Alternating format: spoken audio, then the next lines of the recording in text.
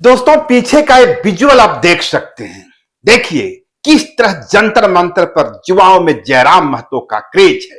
देखिए किस तरीके से एक युवा आगे आता है, कहता है जयराम जी सेल्फी, यह लीजिए दूसरा युवा, यह लीजिए तीसरा युवा।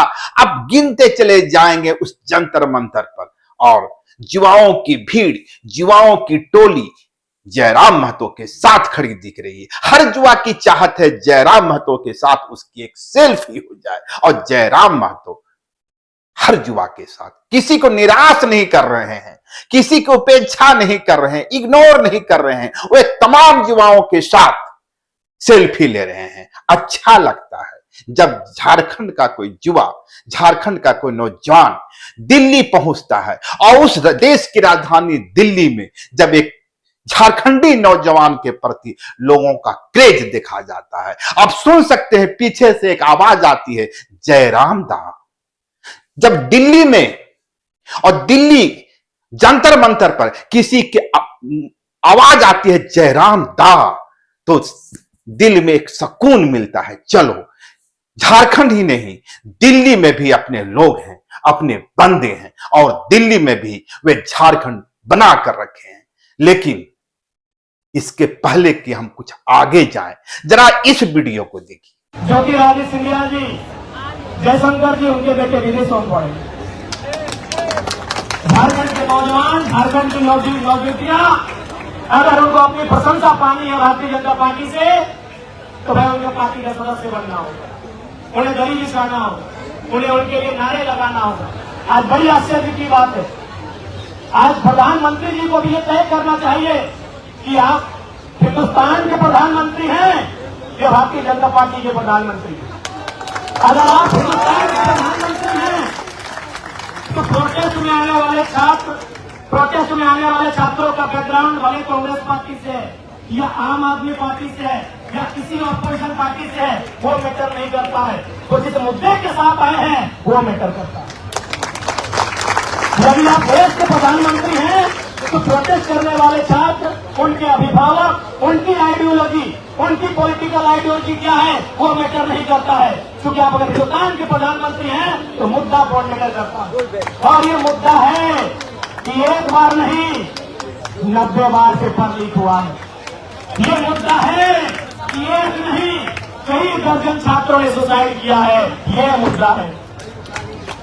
इसलिए अगर आप देश के प्रधानमंत्री हैं श्रीमान, तो आपको ये भूल जाना चाहिए कि प्रोटेस्ट करने वाले मंच पर कौन लोग आ रहे हैं, प्रोटेस्ट करने वाले युवाओं का समर्थन पीछे से कौन कर रहे हैं, ये भूल जाना चाहिए। आपको ये याद रखना चाहिए कि ये नौजवान इस हिंदुस्तान की माटी के हैं और इनका जो मुद्दा है वो सही है कि नहीं, ये मायने रखना चाहिए।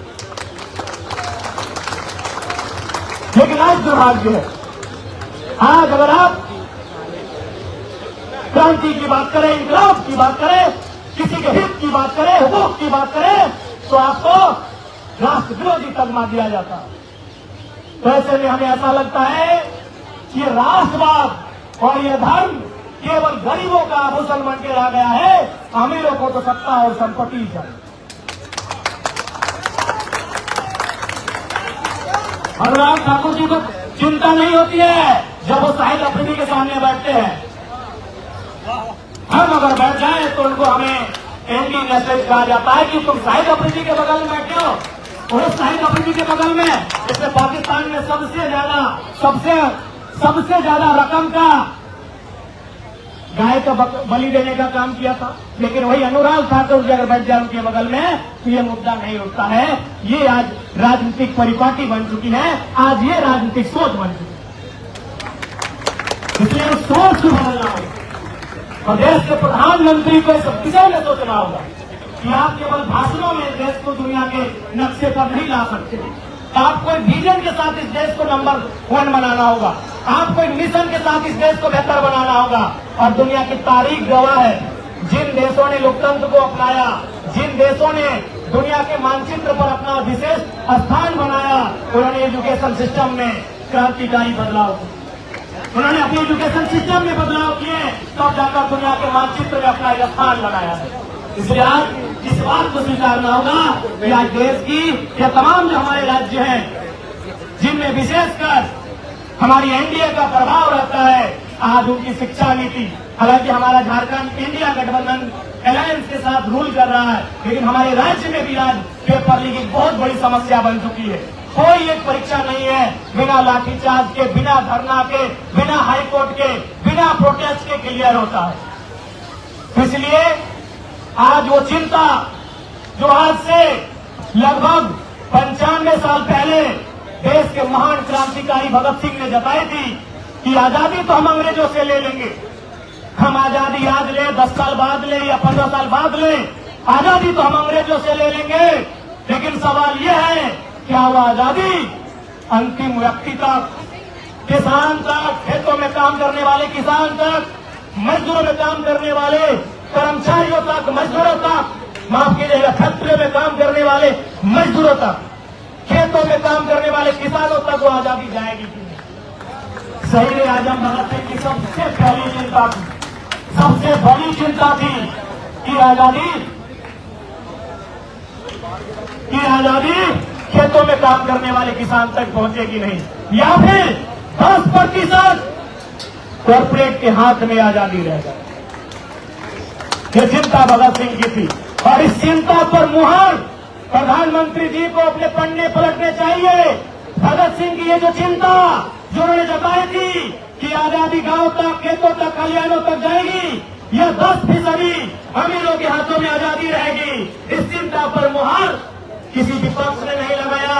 इस चिंता पर मुहर प्रधानमंत्री के महान नेता अटल बिहारी वाजपेयी ने लगाया, जब उन्होंने कहा लाल किला के मचान से कि कलकत्ता के फुटपाथों में नंगे बदन जो आम यहाँ से आते हैं उनसे जाकर पूछो 15 अगस्त के बारे में क्या कहते हैं, उनसे जाकर पूछो कि 15 अगस्त के बारे में क्या कहते हैं। ये किसी ऑपोजिशन की आवाज नहीं है, ये नरेंद्र मोदी हमारे देश के आदरणीय प्रधानमंत्री, उनके नेता का हुआ था। इसलिए आज पूरे देश को इस विषय पर तो सोचना चाहिए।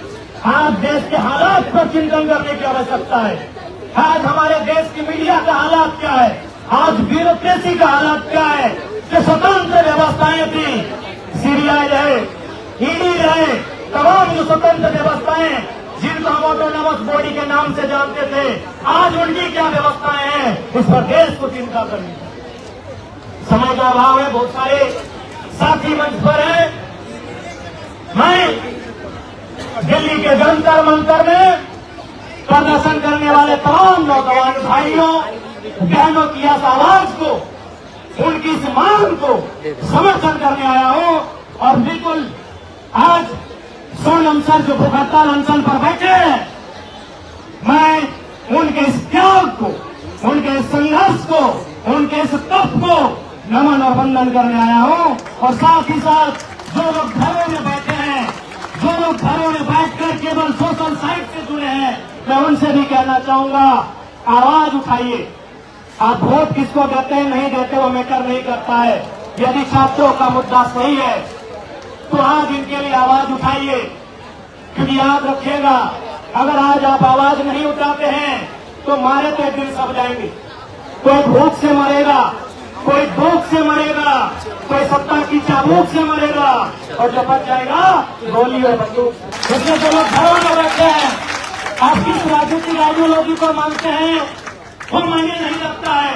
यदि आपको लगता है छात्रों के साथ इस राज्य में, चाहे दिल्ली हो या कोई भी राज्य हो या देश हो, हिंदुस्तान हो, अगर उनके साथ अन्याय हो रहा है, अगर शिक्षा माफिया हावी हो रहे हैं, अगर गरीब किसान के बच्चे के भविष्य को लाखों में भेजा जा रहा है पेपर लीक के माध्यम से, तो आज आपको आवाज उठाना चाहिए, नहीं तो अगला नंबर आपका भी होगा। और आंदोलन केवल जंतर मंतर में नहीं हो रहा है, क्योंकि जंतर मंतर देश की राजधानी है, इसलिए आवाज देश के कोने तक जा रही है। आंदोलन मध्य प्रदेश में भी हो रहा है, सीता आंदोलन उड़ीसा में भी हो रहा है। इसलिए मैं सबों से आग्रह करूंगा, इस आंदोलन को समर्थन करें, देश के नौजवानों के लिए, उनके भविष्य के लिए। और जो लोकतांत्रिक व्यवस्थाएं कोलैप्स कर रही है, जो लोकतांत्रिक व्यवस्थाएं लगातार चरमरा रही हैं, उनके खिलाफ इस देश के नौजवानों की आवाज को बुलंद करें।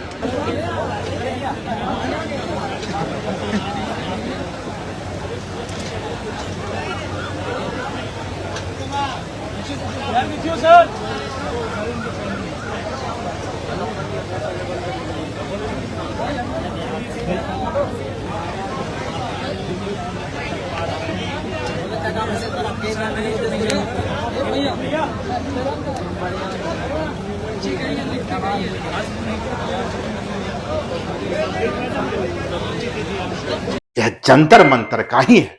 और जयराम महतो अपने अभिभाषण में, अपने भाषण में पीएम मोदी पर निशाना साध रहे। वे कह रहे हैं एक बार नहीं, दो बार नहीं, तीन बार नहीं, दर्जनों बार नीट का पेपर लीक हुआ है और पीएम मोदी किसी एक पार्टी के नेता नहीं है, वे भाजपा के नेता नहीं है और भाजपा के पीएम नहीं है, वे देश के पीएम है। और ये जो भीड़ है, ये जो नौजवानों की टोली है, वो हो सकता है विभिन्न राजनीतिक दलों से हो, यह संभव है उनका अपना पॉलिटिकल आइडेंटिटी हो, पॉलिटिकल बिलीव हो, लेकिन उनकी समस्या है और समस्या पेपर लीक की है। तो देश के प्रधानमंत्री के रूप में पीएम मोदी को इसका संज्ञान लेना चाहिए, ताली मारी जानी चाहिए। निश्चित रूप से जयराम महतो ने दिल जीत लिया।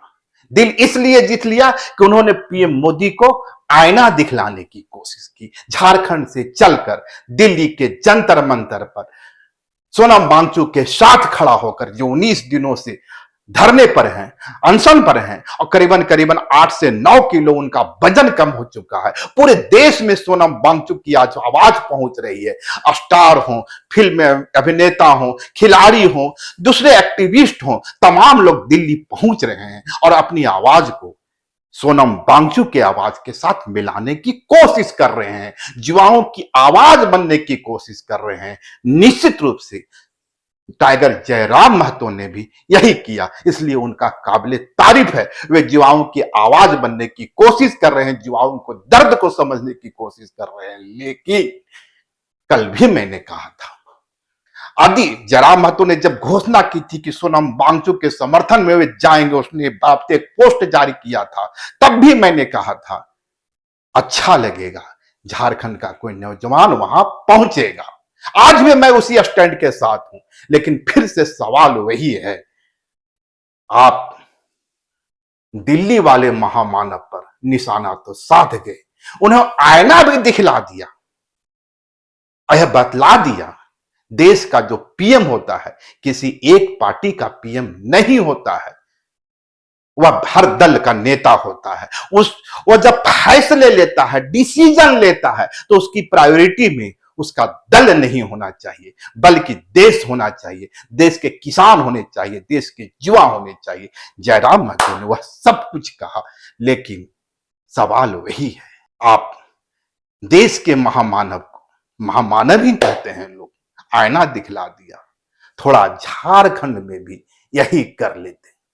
नीट पेपर लीक पर छात्रों में जो बेचैनी है वह है, लेकिन इसके साथ एक सच यह भी है कि दिल्ली पर इसी तरह हर 10 बरस में, हर 5 बरस में एक ड्रामा होता है। याद है ना, जेपी मूवमेंट के बाद पूरा देश को बदलने का नारा चला था। क्या हुआ था? आज जेपी मूवमेंट से निकले सारे लोग विभिन्न राजनीतिक दलों में हैं और उसमें से कईयों का नाम घोटाले में आ रहे हैं। छोड़िए उन बातों को। कहा तो यह भी जाता है कि इंदिरा गांधी ने या कांग्रेस ने जिस तरीके से प्रिवी पर्स को समाप्त किया था, बैंकों का नेशनलाइजेशन किया था और जिस तरीके से जमींदारी प्रथा का उन्मूलन किया था, उसका एक गुस्सा था एलिट क्लास में और जेपी मूवमेंट में वही सामने आया था। यानी वो जो देश बदलने चले थे, अपनी पार्टी को बचा कर नहीं रख पाए। और दूसरा उदाहरण अन्ना मूवमेंट में भी यही लगा था, बस अब देश से करप्शन खत्म हो जाएगा। और अरविंद केजरीवाल पुर्जा निकाल के कह रहे थे लालू चोर, मुलायम चोर, ये चोर, वो चोर, सारे चोरों की लिस्ट। और जब सीएम बने तो क्या हो, देश का सबसे आलीशान सीएम हाउस दिल्ली में ही बना और वे आज कहां खड़े। किसान मूवमेंट से भी देश को बड़ी आशा थी। भाजपा के खिलाफ माहौल बनाने में किसान मूवमेंट अपने चरम पर रहा। बरसों तक उसका आंदोलन चलता रहा। कई 100 किसानों की मौत हुई।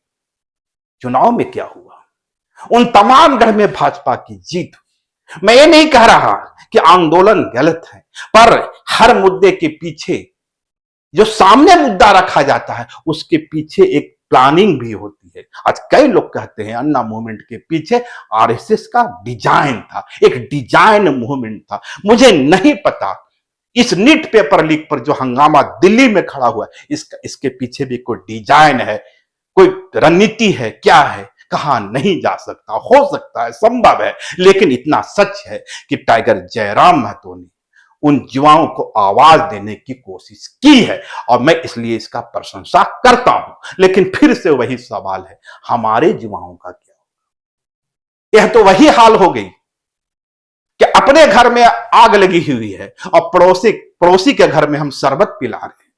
भाई, झारखंड के युवा सड़क पर हैं, जेपीएससी कार्यालय का घेराव कर रहे हैं, तनाव में हैं। और सिर्फ जेपीएससी की बात नहीं है, झारखंड में जेसीसी में भी यही हो रहा है। उत्पाद सिपाही का परीक्षा भी लीक हुआ था। इन तमाम प्रश्नों पर कौन सामने आएगा, कौन खड़ा होगा और यहां युवाओं की आवाज कौन बनेगा। हमने तो जयराम महतो के इसलिए चुना था कि वो झारखंडी युवाओं की आवाज बने। आपने तो दिल्ली के युवाओं का, मैंने देश के युवाओं का आवाज बनने का ठेका ले लिया, क्या प्लानिंग कर ली। उसमें बुराई नहीं है, लेकिन प्रायोरिटी क्या होगा। जैसा कि मैंने कहा, मेरे घर में आग लगी है तो मैं पड़ोसी के यहां शरबत तो नहीं पिलाऊंगा, लेकिन हो वही रहा है। झारखंड और झारखंड के युवा निराश है, और निराश इसलिए है कि किसी भी पॉलिटिकल पार्टी में अब वो दमखम नजर नहीं आ रहा है, या उसकी वो हालात नहीं है कि वे छात्रों के सवाल पर सामने आ सके। अगर झारखंड के इतिहास को समेटने की कोशिश की, जेपीएससी के मुद्दे को, अब पहली और दूसरी जेपीएससी में भी विवाद की कहानियां हैं। उसमें भी कितने हंगामे हुए थे, 50 से अधिक लोगों पर एफआईआर हुआ था, और आरोप क्या था कि जो उम्मीदवार थे, जो चयनित उम्मीदवार थे, वे अधिकारियों के रिश्तेदार थे। पहले जेपीएससी से मामला, पहले जेपीएससी से इसी तरह की कहानी चलती रही, और छठी जेपीएससी में 3 बार रिजल्ट संशोधित करना पड़ा। उसके बाद युवाओं की ओर से, छात्रों की ओर से यह मांग आई थी कि इसे रद्द कर दिया जाए। और 11वीं जेपीएससी में ओवरसीट ही बाहर था, और दावा किया जाता है कि ओवरसीट को बाहर भरा गया था। मैं इन चीजों को याद इसलिए कर रहा हूं कि मैं बता सकूं आपको कि जेपीएससी, जेएससी और यहां जो तमाम पेपर लीक हैं वो किसी एक सरकार के कार्यकाल में नहीं हुए हैं, जड़ में ही मट्ठा डाला हुआ था। और पहली जेपीएससी 2002-3 से ही इसकी शुरुआत हो गई थी। 2000 में झारखंड का गठन होता है, यानी 25 वर्षों में झारखंड में कुछ नहीं बदला। और जब 25 वर्षों में कुछ नहीं बदला तो भाजपा इसे मुद्दा नहीं बना सकती। इसलिए नहीं बना सकती कि भाजपा जब इसे मुद्दा बनाएगी तो 2002 और 2003 की कहानी उसके सामने परोसी जाएगी। विधानसभा की नियुक्तियों में क्या हुआ, इसे मुद्दा बनाया जाएगा। और भाजपा के तमाम कार्य, 3 बार उनके अर्जुन मुंडा मुख्यमंत्री रहे, बाबूलाल मुख्यमंत्री रहे, और दूसरे लोग रघुवर दास मुख्यमंत्री रहे। जेपीएससी का क्या हाल हुआ था उन दिनों में, वह सब कुछ सामने आएगा। इसलिए मैं कहता हूं भाजपा इसे मुद्दा नहीं बना सकती। आंसू इसलिए नहीं बना सकती कि भाजपा के तमाम कार्यकाल में वह इसका हिस्सेदार रही, साझेदार रही। और कांग्रेस इस गठबंधन में उसकी भी वो हैसियत नहीं है, हिम्मत नहीं है वह छात्रों के मुद्दों को मुखरता से उठा सके। आपको याद होगा नीट पेपर लीक पर इमरान प्रतापगढ़ी का प्रेस क्लब में प्रोग्राम हो रहा था और मैंने ही यह सवाल पूछा था कि आज छात्रों से जो शिक्षा दूर हो गई है, अभिभावक जो अपने बच्चों का प्रॉपर एजुकेशन दिलवाने में असमर्थ हो रहे हैं, शिक्षा उनके बजट से बाहर हो गया है। बड़े बड़े कॉलेज बन रहे हैं, निजी कॉलेजों की बाढ़ आ गई है, लेकिन देश की एक बड़ी आबादी उससे बाहर हो गई है। आज हमारे और आपके बस की बात नहीं है कि अपने बच्चों को बीआईटी भेलोर, कीट यूनिवर्सिटी और तमाम दूसरी यूनिवर्सिटी में अपने बच्चों को पढ़ा सके। फीस जानते हैं 40 से 50 लाख। यदि पूरी 2 पीढ़ी की संपदा बेच देंगे ना, तब भी वहां अपने बच्चों को पढ़ा नहीं सकेंगे। और इसीलिए मैंने सवाल किया था कि याद कीजिए 1991 का दौर, जब लिबरलाइजेशन की पॉलिसी लाई जाती, लिबरलाइजेशन एलपीजी कहा जाता था उन दिनों, बड़ा गर्व से कहा जाता। L for liberalisation, P for privatisation और जी फॉर ग्लोबलाइजेशन। यह लाने वाले तो आप ही थे। और इसी न्यू आर्थिक उदारीकरण के बाद तो प्राइवेट स्कूलों की बाढ़ आई और हमारे बजट से शिक्षा बाहर हो गया।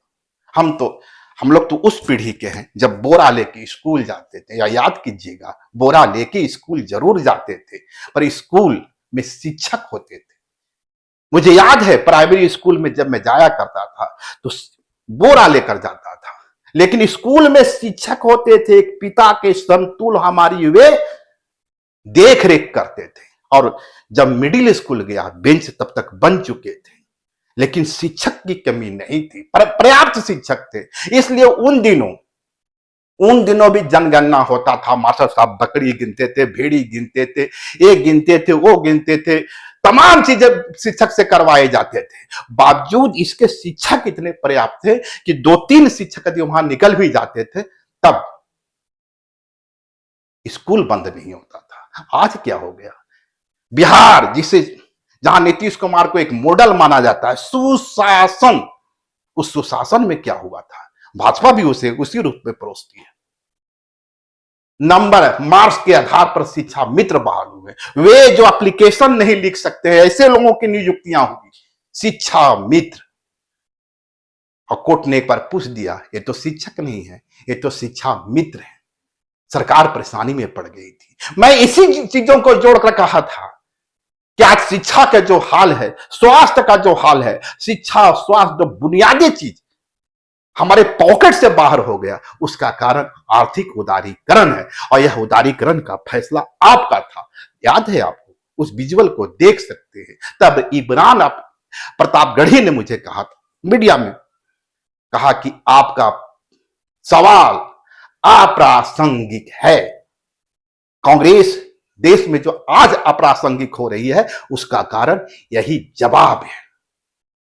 लोगों से नहीं जुड़ पा रही, अपनी गलतियों को स्वीकार नहीं कर रही है। मैं व्यक्तिगत रूप से आर्थिक उदारीकरण का विरोधी नहीं हूं, लेकिन शिक्षा और स्वास्थ्य दो ऐसे चीज हैं, दो ऐसे विषय हैं जो निजी हाथों में सौंपे जाने से परहेज किया जाना चाहिए था। याद है अभी जौहर यूनिवर्सिटी का मामला है और दावा किया जा रहा है उस पर भी बुलडोजर चलेगा। क्यों? क्योंकि जौहर यूनिवर्सिटी का जो निर्माण हुआ है उसका नक्शा पास नहीं है। यानी सरकार एक यूनिवर्सिटी का बिल्डिंग को इसलिए ध्वस्त कर देगी कि उसका नक्शा पास नहीं। खैर जाने दें, इन चीजों को चलता रहेगा। कांग्रेस अपनी प्रायोरिटी तय कर रही है, वह नीट पर बोलेगी, वह जेपीएससी पर नहीं बोलेगी। और इमरान प्रतापगढ़ी ने भी यही किया था। लेकिन यह कांग्रेस की मजबूरी है, यह जेएमएम की मजबूरी है, यह भाजपा की मजबूरी है। जयराम महतो जी, आपकी क्या मजबूरी है? आप जेपीएससी के मुद्दे पर क्यों बोलना नहीं चाह रहे हैं और क्यों कन्नी काट रहे हैं? नीट का सवाल, नीट पेपर लीक आपके लिए सबसे बड़ा सवाल है और जेपीएससी का मुद्दा आपके लिए गौन है। यह डबल स्टैंडर्ड पॉलिटिक्स है। आप कह सकते हैं, लोग सवाल पूछ सकते हैं कि यह सवाल जयराम महतो से ही क्यों? इसलिए कि मैं प्रशंसा जयराम महतो की करता हूं। और जब प्रशंसा जयराम महतो की करता हूं तो सवाल भी जयराम महतो से करूंगा। ये जो 81 विधायक हैं वे 1932 के खतियान के सवाल पर नहीं आए हैं। ये जो 81 विधायक हैं वह झारखंडी अस्मिता के सवाल पर नहीं आए हैं। ये जो 81 विधायक हैं झारखंड बदलने के नारे के साथ नहीं आए हैं। आए आप हैं। तो सवाल से असहज मत होइए और फिर से वही सवाल और वही गुजारिश, आइए बापू वाटिका सोनम वांगचू का राह चलते हुए आप भी धरने पर बैठ जाइए, आमरण अनशन पर बैठ जाइए। क्योंकि जैसा कि मैंने कहा किसी एक पार्टी का सवाल नहीं है। झारखंड गठन के बाद से ही जेपीएससी का मामला हो, जेएससी का मामला हो और तमाम नियुक्तियों का मामला हो, यही खेल होता रहा। सवाल किसी सरकार को निशाना बनाने का भी नहीं है। आप भी मत बनाइए। आप सिर्फ इतना कीजिए कि यह घाव कहां है उसका सर्जरी कीजिए और सत्ता पक्ष के विधायक को भी साथ लीजिए, विपक्ष के विधायक को भी साथ लीजिए। सत्ता पक्ष और विपक्ष में टकराव का मामला नहीं है, ये झारखंड के भविष्य का फैसला है। हालांकि सरकार की ओर से कोशिश होती नजर आई। जिस तरीके से इस बार जेपीएससी का अध्यक्ष एक आईएएस, हाँ जी हाँ, मैं बात कर रहा था एल ख्यांते का, कि जो जेपीएससी के अध्यक्ष हैं मिजोरम से आते हैं, आदिवासी समुदाय से आते हैं, मुख्य सचिव रहे हैं।